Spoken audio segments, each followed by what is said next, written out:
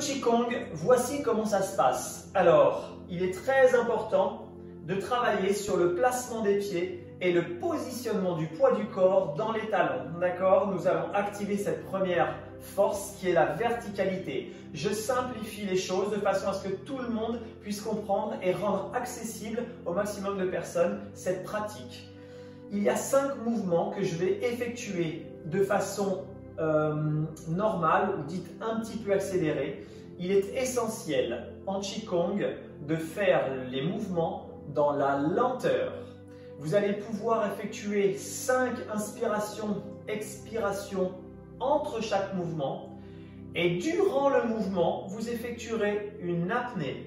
Le premier mouvement de Qigong est dit celui de la verticalité. C'est la première force, celle qui divise la cellule, celle qui nous crée, celle qui nous relie et nous ancre à la terre. D'accord? Donc nos pieds sont parfaitement alignés dans l'axe. Le poids du corps est vers l'arrière. On essaye de relâcher un maximum les tensions. Les genoux sont légèrement fléchis.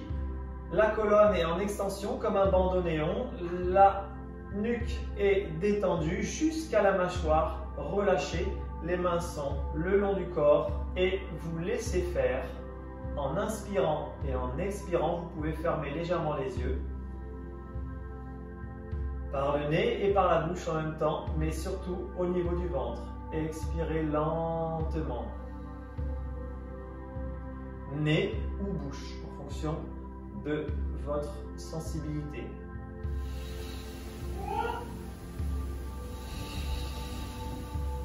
5 inspires, 5 expirations. Le deuxième mouvement est celui du salut. Vous inspirez, apnée et vous venez lever tout doucement. Ça s'effectue durant la durée de l'apnée. Et c'est comme si un marionnettiste tirait vos poignets vers le haut et vous permettez de remonter jusqu'en haut de votre fontanelle et de regrouper vos mains qui progressivement descendent vers le diaphragme. Soufflez, inspirez.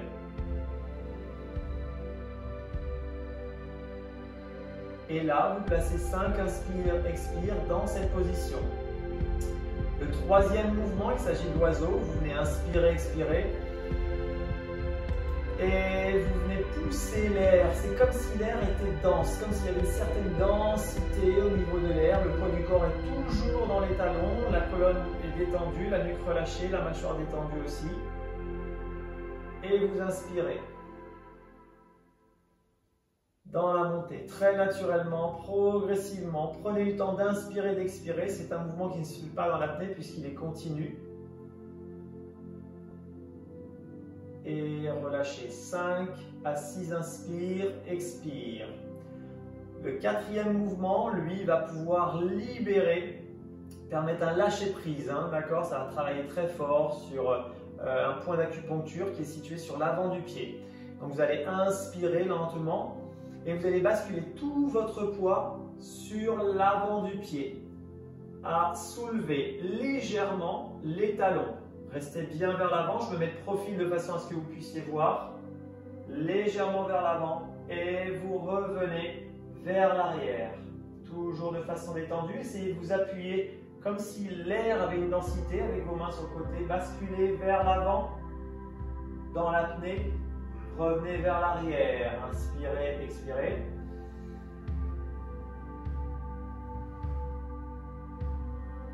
Apnée. Et je reviens vers l'arrière. Prenez vraiment votre temps pour réaliser 5 fois ce mouvement-là. Je me remets de face. Enfin, le dernier mouvement consiste à aller regarder vers l'arrière. Vous allez travailler la mobilité de votre colonne vertébrale, de votre buste, remuscler votre colonne, libérer effectivement vos reins, votre foie et oxygéner tous ces tissus-là. Donc, inspirez. Et vous venez par un mouvement ample, une grande amplitude vers l'arrière. Gardez bien vos pieds dans l'axe, gardez bien votre poids du corps sur les talons.